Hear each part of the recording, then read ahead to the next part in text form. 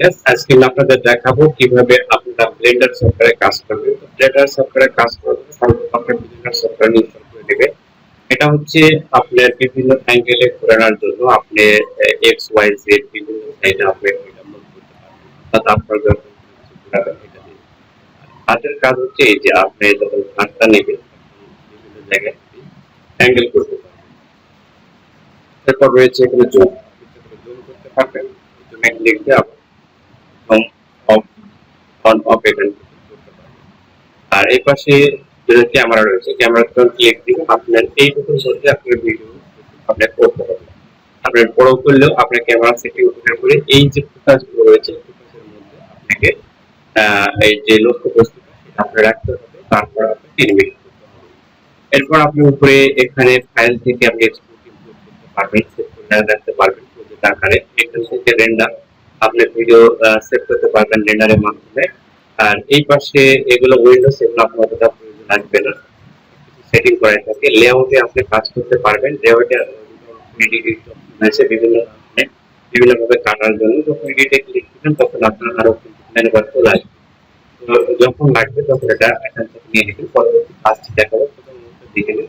এটা মডেলিং থেকেও আপনারা হচ্ছে যখন মডেলিং করবেন তখন এখান থেকে কাজ করতে পারবেন, কাজগুলো তখন এখান থেকে করতে পারবেন। আর এটা হচ্ছে আপনি যখন প্রোডাক্টসের ডিজাইন করবেন তখন ছবি টবি অ্যাড করতে চাচ্ছেন কারোর সঙ্গে তখন এটা ইউজ করতে হয়। এটা প্লাস এই শেডিং শেডিং আর অ্যানিমেশন তো আপনারা জানেন অ্যানিমেশনের কাজে অ্যানিমেশন ব্যবহৃত হয়। কিন্তু গেল আর আপনি যখন কাজ করবেন তখন অবশ্যই এই যে টুলবার গুলো রয়েছে এই টুলবার সম্পর্কে আপনার দেখতে হবে। এটা স্টেপ টু, এটাও হচ্ছে কার্সারের মিডল পয়েন্টে রাখার জন্য, আর এটা হচ্ছে আপনার রোটেশন বিভিন্ন করতে পারবেন।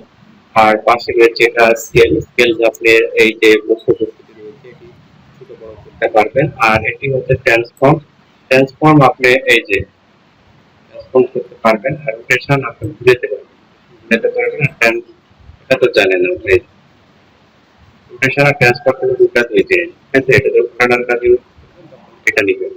আর এই পাশে এটা রয়েছে এটা যে আপনার বিভিন্ন সময় যখন অ্যানিমেটেড করবেন তখন এটা হবে। এটা হচ্ছে মেজারমেন্ট না, এটা হচ্ছে এক্সটেনশন আপনি বৃদ্ধি করতে পারবেন। এই যে এটা বিভিন্ন কাজ রয়েছে সবগুলোরই কিন্তু কিছু কিছু কাজ রয়েছে। আমি সেকেন্ড ভিডিওতে এগুলো আপনার দেখিয়ে দিব। আর এগুলোর মাধ্যমে আপনি বিভিন্ন ধরনের প্রোডাক্ট বলেন, মানুষ বলেন, কার্টুন বলেন, ফেসবুক তৈরি করতে পারবেন এই কয়েকটি টুলের মধ্যে। তো এই তো গেল। আর এই পাশেও কিছু টুল রয়েছে। এই টুলগুলো হচ্ছে এনিমেটেড করতে এই টুলগুলো সবসময় ব্যবহৃত হবে। এখানে কালার চেঞ্জ করা এগুলো যখন ইমপ্লিমেন্ট করবো তখন এই যে টুল ব্যবহার করতে হবে। আর এখানে ফাইল যখন সেভ করবেন তখন কিন্তু এখান থেকে এই আউটপুট এই এখানে ক্লিক দেওয়ার পর ফরম্যাটে ক্লিক দিয়ে কি আকারে ভিডিও সেভ করবেন সেটা এখান থেকে আপনি পেয়ে যাবেন। তো ভিউয়ার্স আজকে আমি পরবর্তী ভিডিওতে আপনাদের সাথে আপনি হাজির হবো এবং কিভাবে কাজ করতে হয় সেসব ভিডিও আমি করে আপনাদের স্টেপ বাই স্টেপ দেখাবো। First video. Thank you so much everybody.